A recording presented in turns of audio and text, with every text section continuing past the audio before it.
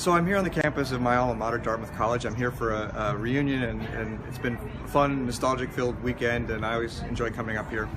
And one of the things I like to do when I come here too is to connect with some of the students that I've counseled in the past. And this morning I had coffee with she's a freshman and she's a tour guide here on campus, and we got to start talking about being a tour guide and how all that works.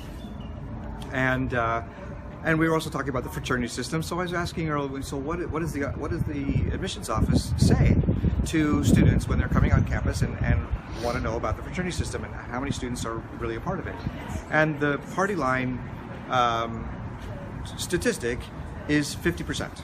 Now, that's accurate, but a little misleading perhaps, because that makes it seem like a statistic that is much lower than the actual number, which is 68% of eligible students are in the Greek system, so 2/3 of students. The reason there's a difference between these two statistics is because freshmen are not allowed to be in the Greek system. You rush in your second or sophomore year. So it's true that if you take the entire student body, you have only 50% of students that are in the system. But then when sophomore year happens, 2/3 of your cohort is going to be rushing for the Greek system. So this is it's one of those things where it's like, where are they bending the truth? Are they bending the truth? No, they're not. They're stating a fact, but they're also giving you a statistic that is perhaps going to make Dartmouth a little bit more palatable to you if you're thinking the fraternity system may be not what you want, or if you're worried about it. They want to make it seem less of a force in the social life on campus. It's a force. There's no getting around it. That the Greek system here is a very strong aspect of social life on campus. Why do I bring this up? Not so much to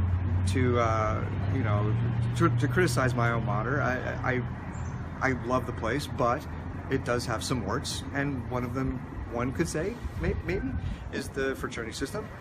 But I think what I want to point out most for anyone who is thinking about going to colleges is remind yourself that the admissions office is the sales and marketing division of the college. And so when you're walking around the campus, what you hear from the tour guides and what you hear in those information sessions is going to be the rosy picture.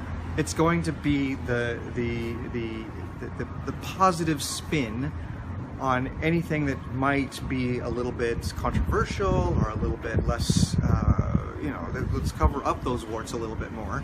And if you really want to know the facts, you've got to do some research on your own. You've got to be looking at data on the government websites or on college data. If something's important to you, you need to get kind of underneath whatever you're being told by the admissions office. It's not a fib, but it's also not necessarily a full understanding of the truth. So, yeah, colleges have stories to tell, and you want to listen to them, but then again, you want to verify. As Ronald Reagan used to say, trust but verify.